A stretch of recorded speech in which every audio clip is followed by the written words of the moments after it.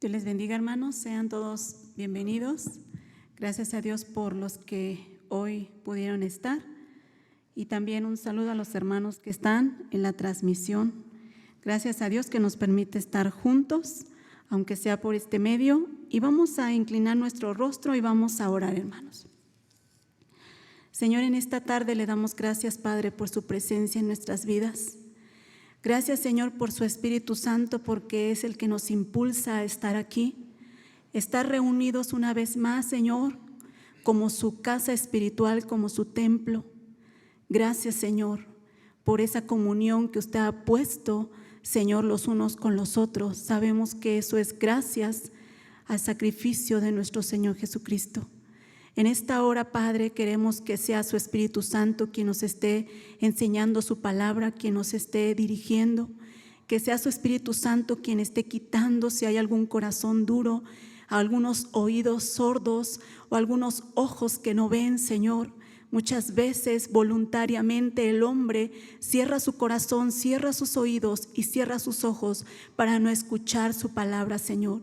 Permita que en esta hora todo eso sea quitado, Señor, que sea su Espíritu Santo obrando en nuestras vidas para que realmente, Señor, podamos poner por obra su palabra. Gracias le damos, Señor, en este tiempo, en el nombre de Jesús. Amén. Bueno, estamos meditando en el libro de Zacarías, un libro muy fácil, muy hermoso. No, ¿verdad? No es tan fácil, pero sí es hermoso, hermanos. Pero hoy vamos a ver un poquito, vamos a ir viendo hasta el capítulo 8. Solamente voy a ir tomando las ideas de lo que hablan las visiones y vamos a llegar al centro, al núcleo de lo que son las visiones. Ya el día de hoy terminamos con esas visiones que a lo mejor a muchos se nos hicieron difícil, pero vamos a ver cuál es el centro de estas visiones.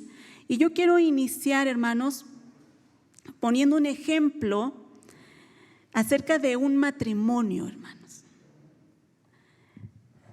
¿Por qué de un matrimonio? Porque también la Biblia menciona o pone este ejemplo entre Dios y su pueblo como un matrimonio, ¿verdad? Hicieron en el monte Sinaí un pacto como matrimonio. Entonces, yo quiero poner este ejemplo. Está un matrimonio, está una pareja y sea el hombre o la mujer cometen adulterio, hermanos. Y en esta pareja hay perdón. Y yo pregunto, hermanos, ¿quién es el que tendría que dar como evidencias para que ese matrimonio vuelva a tener confianza? ¿El que cometió el adulterio o el que no? El que cometió el adulterio, ¿verdad? Es el que tiene que dar evidencias de qué, de que quiere que eso sea restaurado. Pero vamos a ver aquí, en estos pasajes, qué es lo que está pasando. Vamos a ver cómo es Dios. Si nosotros recordamos, el pueblo de Israel estaba cautivo 400 años en Egipto, ¿verdad? Dios los liberó, Dios los sacó de esclavitud y los llevó al desierto. Ahí en el desierto los crió, voy a decir así, como hijos. Les dio de comer, les enseñó su palabra, nunca les hizo falta nada en realidad. Pero después de ahí Dios los introduce a la tierra prometida. Y en esa tierra prometida también Dios los sustenta. Pero ¿cuál es la respuesta del pueblo hacia esa obra de Dios? En realidad, hermanos, fue en rechazo. Entonces Dios, ¿qué hizo? Tuvo que mandarlos 70 años a Babilonia. Dios dijo que eran 70 años y al cumplirse esos 70 años el pueblo iba a regresar a Jerusalén. Le estoy resumiendo la historia muy rápidamente. Entonces, ¿por qué les estoy contando esto? Porque en este contexto está el libro de Zacarías. Ellos regresan y regresan para construir el templo. Nuevamente el templo ya había sido destruido por los babilonios cuando se los llevaron cautivos. Entonces ellos van a regresar y tienen que volver a construir su templo. Porque para los judíos, ¿qué era el templo, hermanos? Era el centro de adoración, era donde Dios habitaba. Entonces, ellos al regresar se encuentran con dificultades. Por las naciones vecinas le impiden o les impiden seguir construyendo el templo. Y esa obra se paró aproximadamente por 16 años, hermanos. Entonces, ¿cuál fue la respuesta de ese pueblo al regresar de Babilonia, estar en Jerusalén y empezar a construir el templo? Y al ver que había dificultad, ¿sabe qué hace? Se detiene. Entonces aquí es cuando entra el profeta Ageo y el profeta Zacarías, que Dios manda ¿para qué, hermanos? Para animar al pueblo. ¿Sí? Este libro de Zacarías, aunque usted lo vea con tantas visiones, en realidad Dios a través de estas 8 visiones está animando al pueblo a que sigan adelante. Les está dando esperanza. Pero yo pregunto, hermanos, ¿quién estuvo constantemente en rechazo? ¿El pueblo o Dios? El pueblo, hermanos. Por eso fueron llevados cautivos. Pero entonces ahora, ¿quién es el que tiene que animar a ese pueblo? Dios. Dios, hermanos, nuevamente Dios. Y entonces así comienza el libro de Zacarías. No voy a tardar tanto en el capítulo 1, nada más vamos a ver cómo empieza, hermanos. Dice, en el 8º mes del año segundo. ¿Estamos ahí, hermanos? Zacarías 1:1. En el 8º mes del año segundo de Darío, vino palabra de Jehová al profeta Zacarías, hijo de Berequías, hijo de Ido, diciendo, hasta ahí. Es que me quedé pensando si les explicaba lo que es el 8º mes, pero no. Miren, hermanos, ¿a quién se le dio palabra? A este hombre llamado Zacarías. ¿Sí? ¿Qué significa el nombre Zacarías? Mira lo que quiere hacer este profeta. Este nombre significa Dios recordó o Dios recuerda, ¿sí? Pero esta misma palabra Zacarías, su significado, hermanos, tiene que ver con una palabra que está en el libro de Éxodo, cuando el pueblo estaba clamando a Dios porque fuera librado del cautiverio o de esos 400 años que estuvo como esclavo. Y yo le voy a leer lo que dice Éxodo. Dice, y oyó Dios el gemido de ellos y se acordó de su pacto con Abraham, Isaac y Jacob. Dice aquí esta palabra, y se acordó. Es la misma palabra que usa para el nombre Zacarías. Entonces, cuando Dios se acuerda, ¿qué hizo, hermanos? Actúa. ¿Cómo actúa ya? ¿Cómo Dios actuó cuando Él se acordó? Llamó a Moisés para que sacara a su pueblo. Y ahora aquí comienza diciendo que también Dios se acuerda. Y entonces, ¿qué va a hacer Dios? Va a actuar. ¿Sí? Va a actuar, hermanos. Pero ¿cómo comienza? Yo no le voy a dar lectura a todas las visiones, hermanos, solo les voy a decir de qué se trata porque es algo que ya meditamos. Y si algún hermano es la primera vez que está viendo o que está escuchando, yo le puedo decir que puede ir a ver las predicaciones que ya se dieron a través de este libro. ¿Sí? Ahora, hermanos, ¿cómo comienza diciendo con una advertencia? No sean como sus padres, ¿verdad? Sus padres fallaron. Sus padres, ellos respondieron en rechazo constantemente a la palabra de Dios. Ahora, Dios les está diciendo, no sean como ellos. Entonces, ahora, ¿cómo ellos tienen que responder, hermanos? ¿Cuál será la respuesta que ellos tienen que dar a Dios?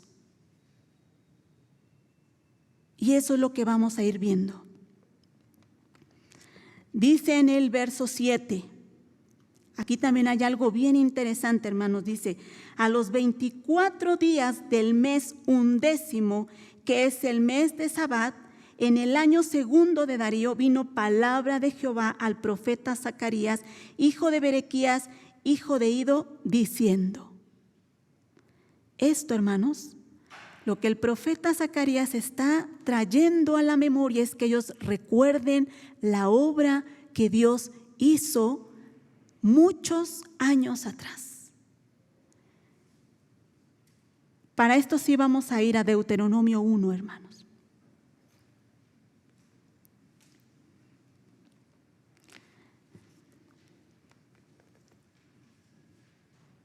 Verso 3.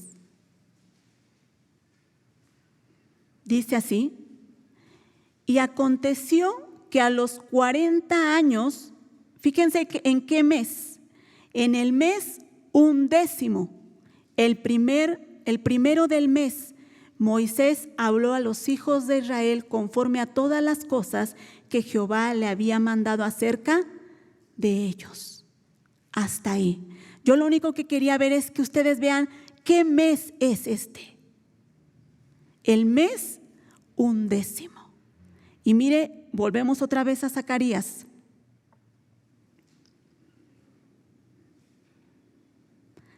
Dice en el verso 7, a los 24 días del mes, ¿qué, hermanos? 11.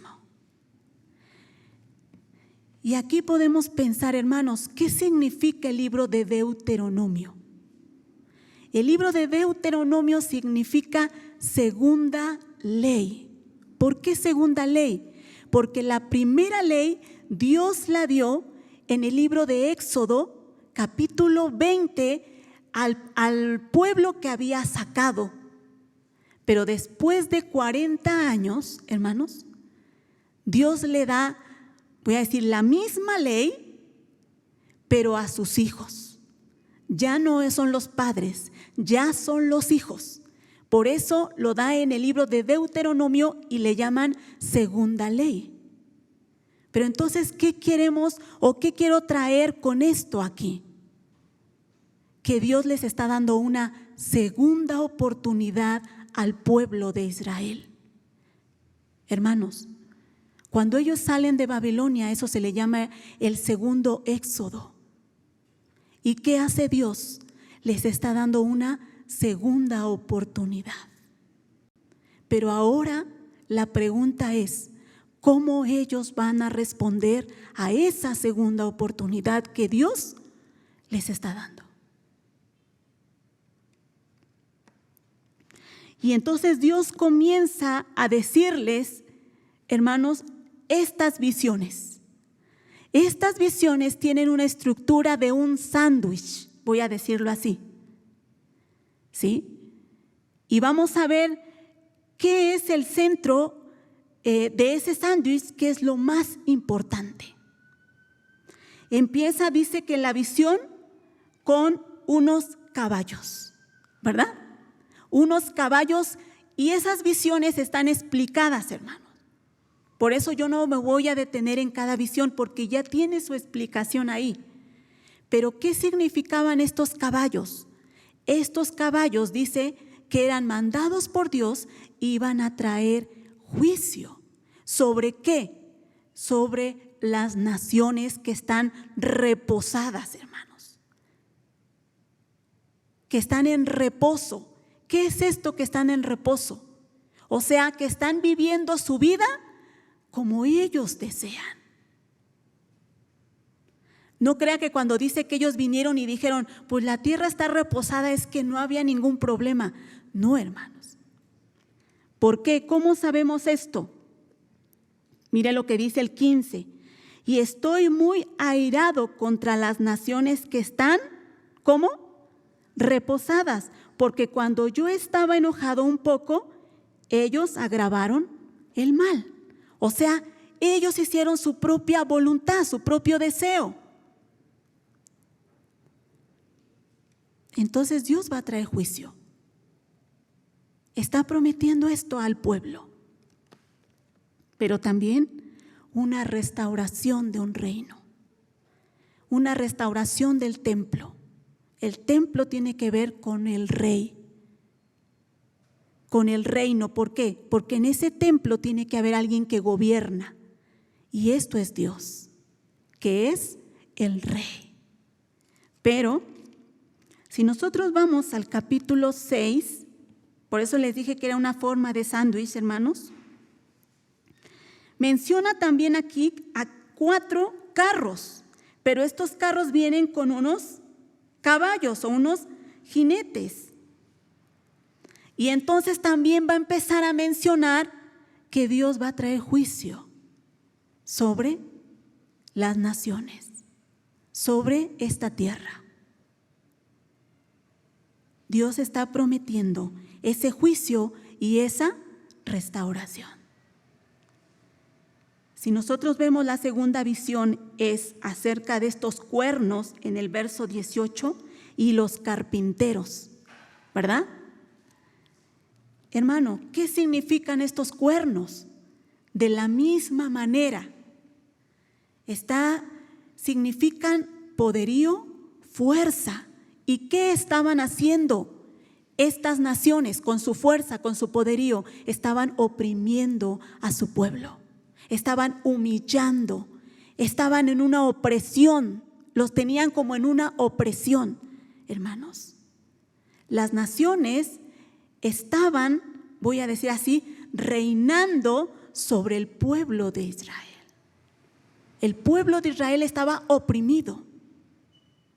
Pero ¿qué dice Dios? ¿Para qué levanta a estos carpinteros?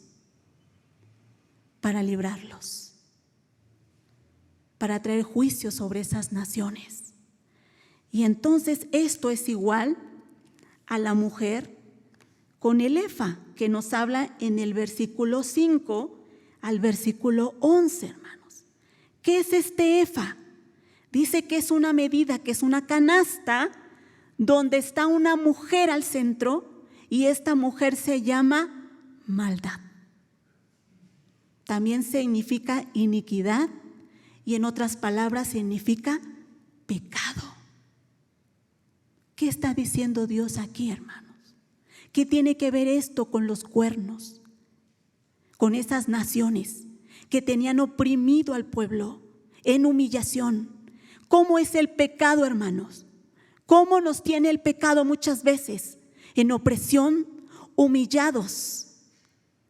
Pero ¿qué dice Dios? Ya no va a reinar más el pecado, esa maldad en ese lugar, sino yo. Y entonces aparecen 2 mujeres con alas y que llevan a esta mujer, que es la maldad, hacia ¿dónde, hermanos? Dice aquí, esta ciudad es Sinar, pero en realidad es Babilonia. O sea, el pecado va a ir hacia allá. ¿Qué representa Babilonia, hermano? Este mundo, el pecado, va a ser llevado hacia allá. O sea, ustedes ya no van a ser oprimidos más por el pecado. Y la última visión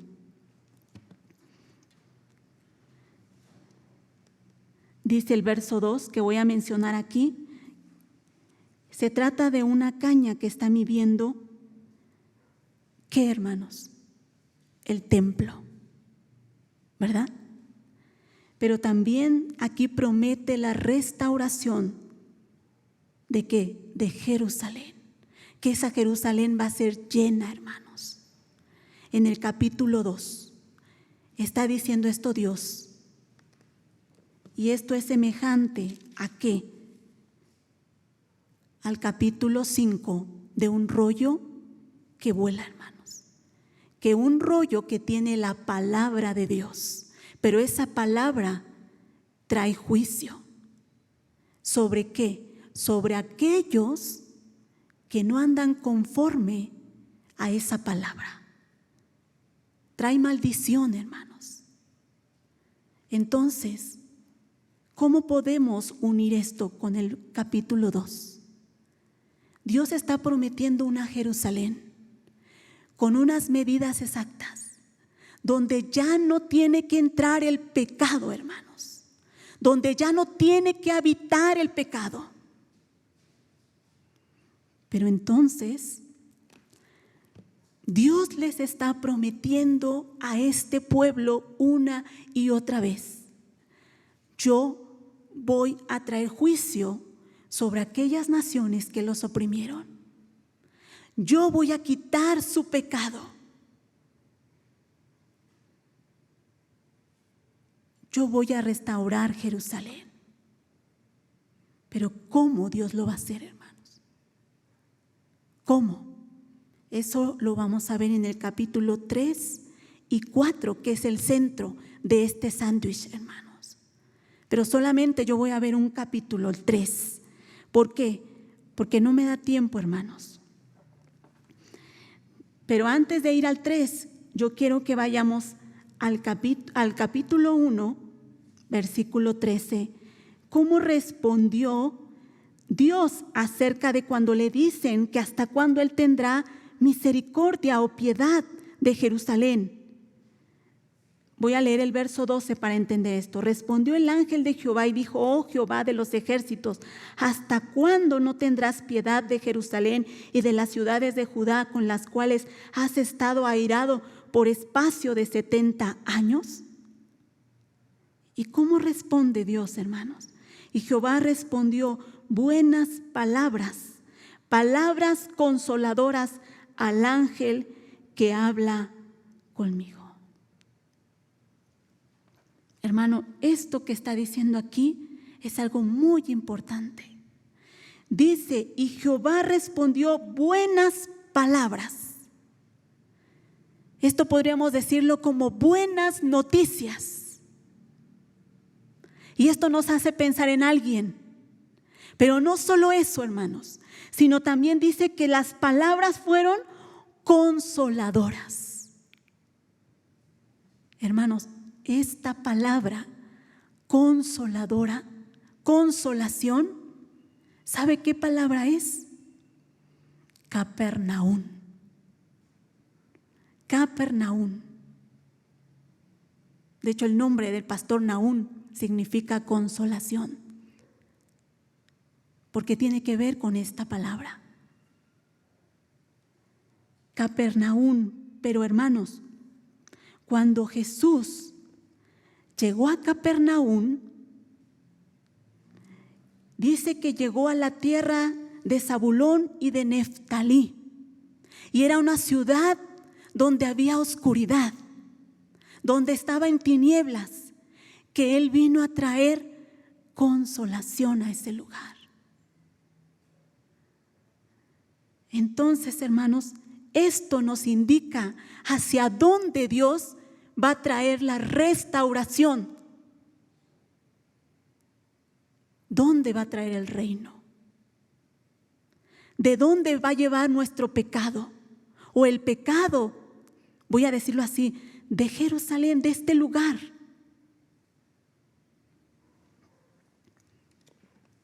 Y empezamos en el capítulo 3, hermanos. Voy a irme también muy rápido. Me mostró al sumo sacerdote Josué,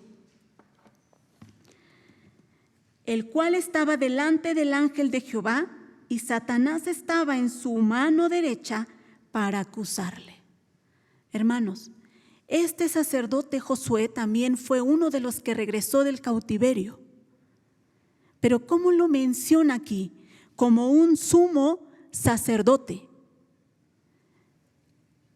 El sumo sacerdote, hermanos, es el que entraba en el lugar santísimo de ese templo para expiar los pecados del pueblo. Entraba una vez al año, hermano. Pero ahora, ese nombre Josué viene del nombre Yeshua. Y ese nombre Yeshua para nosotros es Jesús. Y significa Jehová salva o Salvador. Entonces, ¿de qué nos estará hablando este pasaje, hermanos? ¿De quién nos estará hablando? Pero ¿qué dice? Que delante de él, que Josué estaba delante del ángel de Jehová, pero ¿estaba solo ahí? No. Dice, Satanás estaba en su mano derecha para acusarle. Mire dónde estaba Satanás. ¿Esto no les trae a la memoria también un caso igual? Que parece que está como en una imagen de juicio. Pero ¿dónde más aparece esto, hermanos? Con Job, ¿verdad? Con Job. Llega este hombre, Satanás, a acusar. Dice en el verso 2, y dijo Jehová a Satanás, Jehová te reprenda. Oh Satanás, Jehová que ha escogido a Jerusalén, te reprenda. ¿No es este un tizón arrebatado del incendio? Mire lo que está haciendo Dios. Está reprendiendo ¿a quién? A Satanás. Y esto lo menciona 2 veces, hermano. ¿Qué es que Dios esté reprendiendo a Satanás? Dios le está diciendo, tal vez Satanás, tú estás en un buen lugar para acusar a Yeshua. Estás en un buen lugar, pero yo no voy a dejar que tú continúes con tus planes. Yo te voy a reprender. Yo no voy a dejar que tú estorbes mis planes. Y entonces dice el verso 3, y Josué estaba vestido de vestiduras viles y estaba delante del ángel. Hermano, ¿quién dijimos que es este Yeshua? ¿A quién lo comparamos? A Jesús. ¿Por qué está vestido de vestiduras viles, hermano? ¿Por qué? Porque está llevando nuestro pecado. Y eso lo podemos ver en 2 de Corintios, hermanos. 5:25.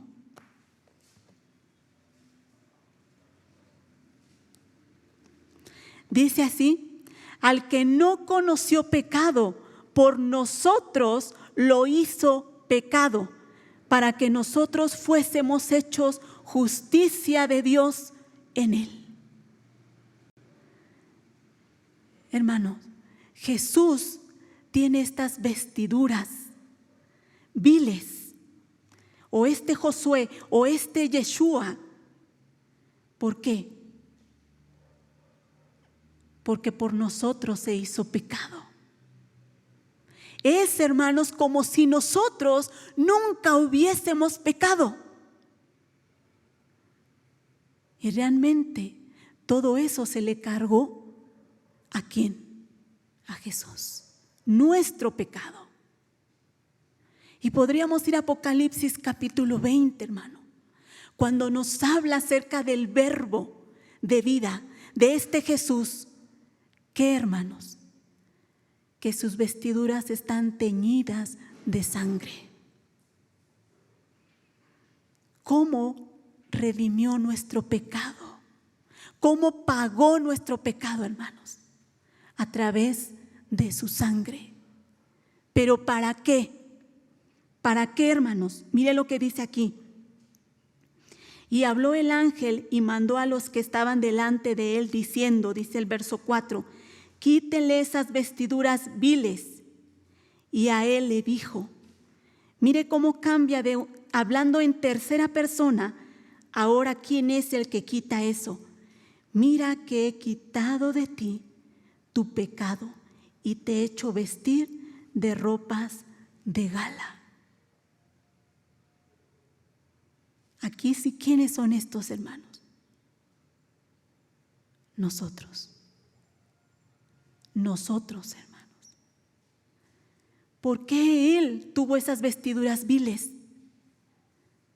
Para que nosotros tuviéramos vestiduras de gala.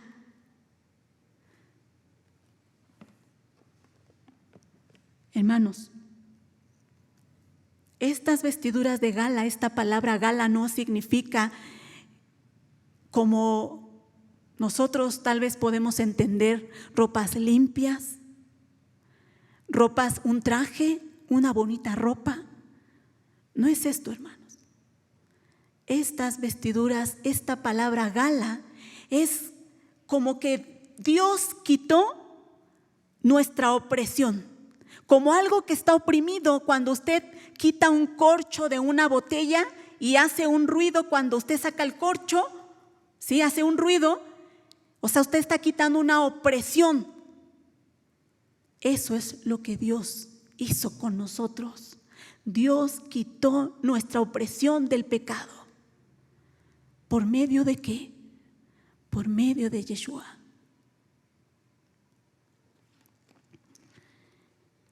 Y después dice, el 5, y después dijo, pongan una mitra limpia sobre su cabeza. Y pusieron una mitra limpia sobre su cabeza. Y lo vistieron las ropas, y el ángel de Jehová estaba en pie. Voy a seguir, hermanos. Y el ángel de Jehová amonestó a Josué diciendo, esa palabra amonestó significa asignó. O sea, el ángel de Jehová asignó a Josué algo, solamente a él, dice otra versión. ¿Qué le dijo? Así dice Jehová de los ejércitos, si anduvieres por mis caminos y si guardares mis ordenanzas, también tú gobernarás mi casa, también guardarás mis atrios, y entre estos que están aquí, estos que aquí están, te daré lugar. Hermanos, ¿qué está diciendo? ¿Qué está recomendando? Si tú guardares mis caminos y mis ordenanzas, yo te voy a poner a reinar en mi casa. Hermanos, Jesús vino como hombre igual que nosotros. Igual que nosotros se tenía que someter a la palabra de Dios. Eso lo vemos en Mateo capítulo 4 con la tentación de Satanás. Cómo él vence a Satanás sometiéndose a la palabra de Dios. Y entonces, ¿qué va a pasar, hermanos? Escucha pues ahora, Josué, sumo sacerdote, tú y tus amigos que se sientan delante de ti, porque son varones simbólicos. He aquí, yo traigo a mi siervo el renuevo. Mire lo que dice, escucha pues ahora, Josué, sumo sacerdote, tú, o sea, este Josué, este Yeshua, ¿y quién más? Y sus amigos. ¿Quiénes son estos amigos, hermanos? En primer lugar, podríamos nosotros traer a esos amigos que también vinieron de Babilonia. Pero en realidad, en nuestro tiempo, somos nosotros. Jesús y sus amigos, ¿qué dice aquí? Aquí estos se están representando, ¿por qué? Porque dicen, porque son varones simbólicos. O sea, es un símbolo. ¿De quién? De Yeshua y sus amigos. ¿De quién? De Jesús y quién más, hermanos. Y nosotros. ¿Qué está haciendo, hermano? ¿Qué está haciendo Dios? Está diciéndoles cómo va a ser quitado ese pecado. ¿Cómo va a ser quitado? ¿Cómo va a ser restaurado ese reino? ¿A través de quién? A través de Josué, a través de Yeshua, que Él va a venir y va a pagar su pecado. Pero ahora, hermanos, ¿cómo el pueblo respondió a esto? ¿Cómo el pueblo respondió? ¿Cuál fue su respuesta de este pueblo? Voy a mencionar primero cómo era la respuesta que Dios quería realmente que ellos hicieran. Miren el verso 2. Dice el 6 y lo llama así como pongan atención. Dice, hey, hey, dice, huid de la tierra del norte, dice Jehová, pues por los 4 vientos de los cielos os esparcí, dice Jehová. O sea, huyan. ¿De dónde, hermanos? De la tierra del norte. ¿Dónde es esto? Babilonia les está diciendo a su pueblo. ¿A dónde iba a llevar el pecado? A Babilonia. Entonces ustedes huyan. Y dice el verso 7, oh Sión, la que moras con la hija de Babilonia. ¿Qué dice?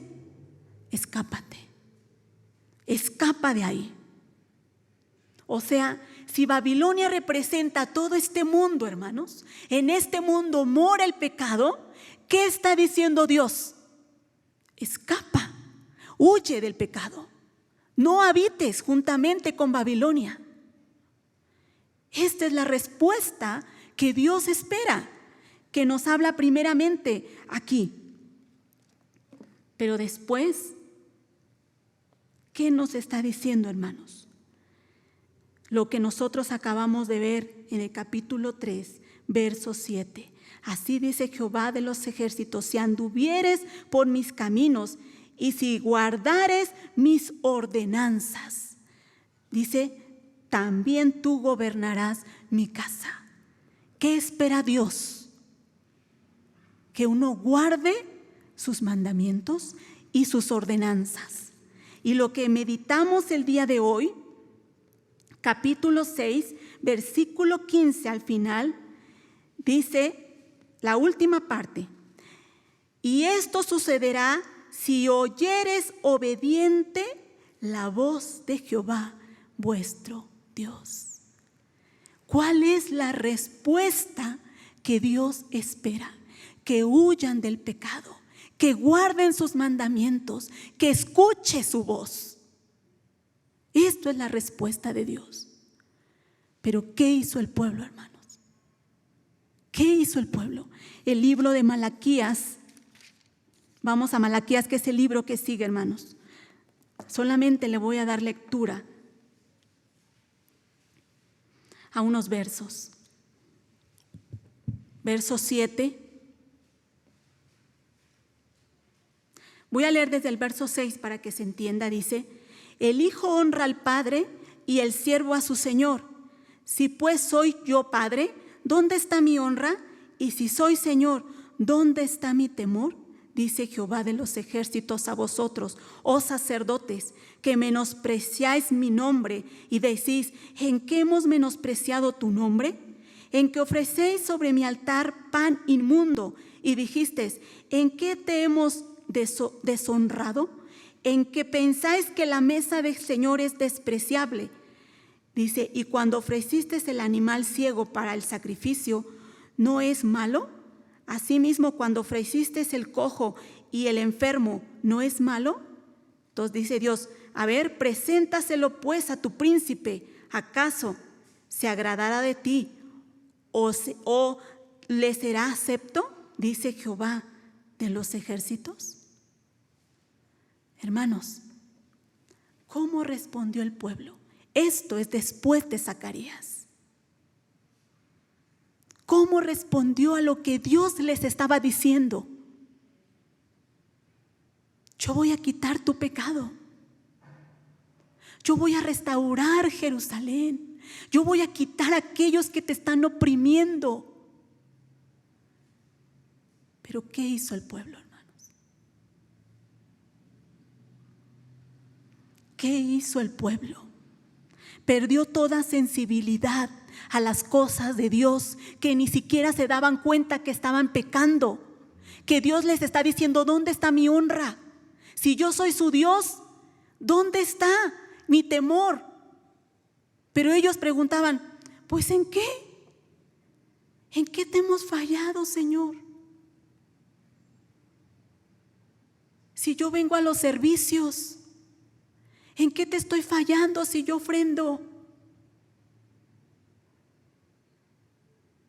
Hermanos, esto es muy grave. Mire cómo está respondiendo el pueblo. Vemos el verso 13. Habéis además dicho, oh, qué fastidio es esto, y me despreciáis, dice Jehová de los ejércitos. Hasta ahí, hermanos, porque ellos trajeron, empieza a decir cómo trajeron su ofrenda, enfermos, mancos, cómo lo estaban presentando ellos. Pero ellos, al traer sus ritos, al traer sus ofrendas, ellos ya decían dentro de ellos, qué fastidio es esto. Pero muchas veces, hermanos, ¿cuántas veces nosotros hemos dicho, ¿para qué voy al culto entre semana? ¿Para qué? Mejor me quedo en casa. ¡Qué flojera! Hermanos, y el pueblo siguió así hasta que Jesús vino. ¿Qué dice la Biblia en Juan 1:11? A los suyos vino y los suyos no le recibieron. Y después Jesús, que dice a Jerusalén, Jerusalén, Jerusalén, ¿cuántas veces he querido reunirte como la gallina junta sus polluelos y tú no has querido? Y entonces nosotros acabamos de meditar el libro de Romanos, que como los judíos no quisieron, entonces, ¿qué hizo Dios? Toma a los gentiles para mostrar su gracia a través de Cristo. ¿Por qué? Porque los gentiles sí son muy buenos, porque los gentiles sí se lo merecen. Y aquí estamos hablando de nosotros, hermanos.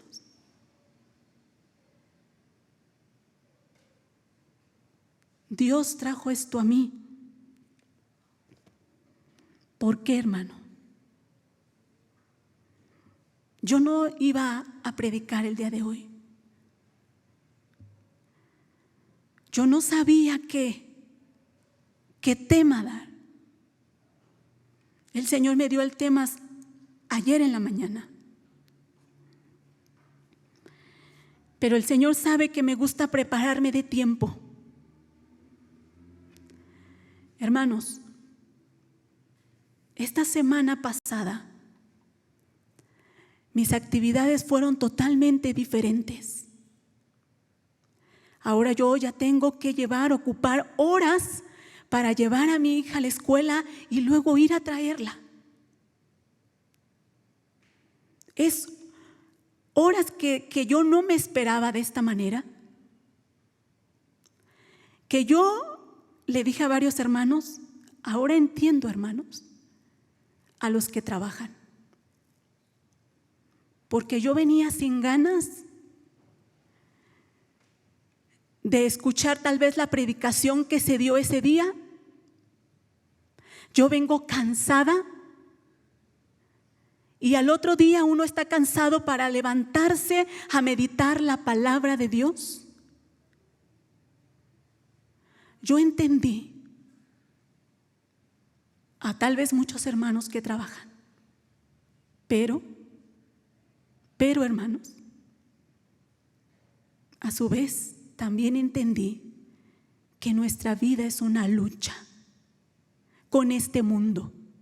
Porque yo sentí que el mundo, al salir, al ver todo lo que uno ve afuera, me estaba quitando la sensibilidad para estar con Dios, para estar con Él. Yo ya no tenía ganas. Yo lo hacía de una manera mecánicamente, porque lo tengo que hacer, porque tengo que meditar.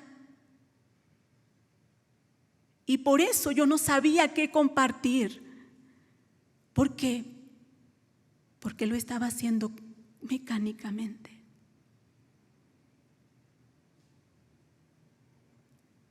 Pero ahí, hermanos, depende de cada uno de nosotros cuánto deje que el mundo entre para que nos quite la sensibilidad de escuchar la voz de Dios. ¿Qué está dejando que entre? Ser cristiano, hermanos, no es un juego. No es un juego, hermanos. Los problemas, las dificultades que pasamos diariamente nos pueden quitar la sensibilidad de querer escuchar la voz de Dios, de querer ir al templo, de querer ir y escuchar una predicación. Así estaban los de Malaquías. Ya ni siquiera sentían, ni siquiera hacían la diferencia. ¿En qué te hemos fallado, Señor? ¿En qué? Ni siquiera se daban cuenta ellos con que entregaban su animal cojo o ciego. Ellos se daban por buen servidos. No nos engañemos, hermanos. El mundo es bien fácil que quiten la sensibilidad. Yo puedo ir a la Biblia y la puedo leer como cualquier otro libro, sin que yo sienta que es Dios el que me está hablando. Es bien fácil, hermanos. Y depende de usted si lucha contra este mundo para que no le quite la sensibilidad de Dios. ¿Por qué? Porque muchas veces venimos aquí y escuchamos acerca de lo que Cristo hizo por nosotros, de esa gran obra de salvación, y ya no sentimos nada. Sí, es que Cristo murió por mí. Qué terrible es esto, hermanos. ¿Por qué? Porque cuando uno va conociendo más a Dios, esa obra de salvación tiene que hacer más efecto en uno, porque uno va conociendo más lo que Dios hizo. Pero a lo mejor nos hemos quedado en conformarnos con una religión. Eso es lo que los judíos tenían, y por eso no se daban cuenta, hermanos. Tenían una religión. Con que yo cumpla, eso basta.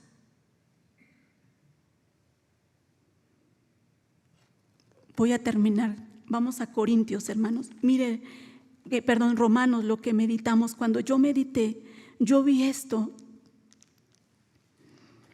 muy claramente, hermanos. Qué fácil es lo que Satanás quiere. Satanás no quiere que usted viva conforme a los mandamientos de Dios.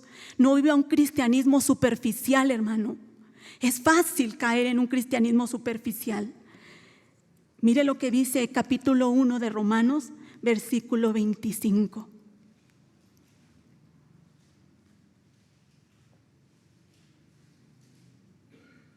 Dice así: ya que cambiaron la verdad de Dios por la mentira, honrando y dando culto a las criaturas antes que al Creador, el cual es bendito por los siglos. Amén. Entendamos lo que está diciendo aquí este pasaje. Hermanos, dice que ellos dejaron la verdad de Dios. ¿Quién es la verdad de Dios? ¿Quién es la verdad? Cristo es la verdad. Ellos dejaron a Cristo por la mentira. ¿Quién es el padre de mentira? Satanás. Ellos cambiaron a Jesús, voy a decir así, la verdad por Satanás. Pero ponga atención a esto, hermano. Satanás no les dejó sin que ellos tuvieran que adorar algo. Les dio algo que adoraran. Les dio una religión. Mira, adora a tus ídolos. Adora las cosas creadas. No adores al Creador. Y así podemos estar siendo engañados ahora. Nosotros venimos. Y el diablo no se enoja porque usted venga al culto. Y el diablo no se enoja porque usted habla la Biblia. Él se lo permite. Mira, ten una religión. Pero se enoja cuando tenemos una comunión con Dios. Lo que nosotros veíamos en Zacarías. Cuando nosotros huimos del pecado, escapamos del pecado, cuando nosotros obedecemos los mandamientos. ¿Por qué? Por escuchar la voz de Dios. Por esto es que se enoja Él. Pero hoy yo le pregunto, hermano, hoy yo le pregunto, ¿cómo está respondiendo a la obra de salvación que Dios ha hecho por usted? ¿O el mundo le ha quitado la sensibilidad de Dios? Oramos, hermanos. Señor, en esta noche le damos gracias, Señor, por su palabra. Gracias porque esa palabra es viva, Señor. Esa palabra es viva y es eficaz y es más cortante que toda espada. Porque atraviesa nuestros tuétanos.